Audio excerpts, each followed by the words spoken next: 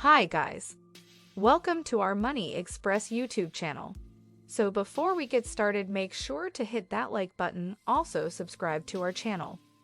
In this video, we will talk about how to sell on Facebook Marketplace. So make sure to watch the full video.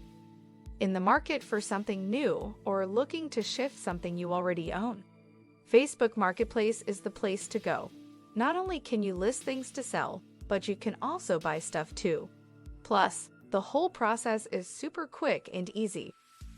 If you're keen to get involved but have burning questions like how does Facebook Marketplace work or does Facebook Marketplace charge fees, you're in the right place. We've got answers for everything, as well as the best tips for selling on Facebook Marketplace and getting the best possible price for your item. How to post on Facebook Marketplace. To post your item on Facebook Marketplace, head to the Marketplace section of Facebook and then click Create New Listing. Once you've chosen your listing type, you're ready to enter all relevant details. You'll need a title for your item, a price you'd like for it, the condition, and a description. This will include the full name and product specification, as well as the color and any other relevant details. For a successful sale, put yourself in the shoes of a potential buyer and ensure that you've given all the information that you would want if you were buying from a retailer online. This level of detail will make buyers more interested than if you just list the product's name and condition. Does Facebook Marketplace charge fees?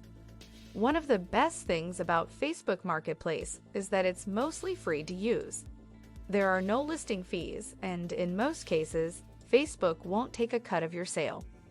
However, there is now one exception to this. If you choose to send items directly by post via Facebook Marketplace, rather than exchanging the products in person, you'll have to pay a 2% fee.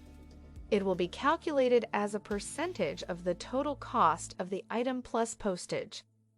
So if you were to sell something for £10 and delivery costs £2, you'd pay 2% of £12. And note that this rule will apply regardless of whether it's you or the customer actually paying for delivery. Research what price to sell for. If you're looking to get the best possible price for your item, do some research beforehand.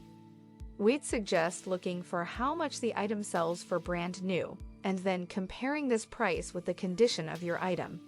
It's worth thinking about how much you would pay for it online. Afterwards, take a look at what other people are selling this item for online, both on eBay and Facebook Marketplace. This should give you a good idea of how much you should be charging for your item. List your item at a higher price. We'd always suggest listing your item for a slightly higher price than you're actually willing to sell for. This way, you give yourself some wiggle room. For example, if you want £15 for your item, try listing it for £20.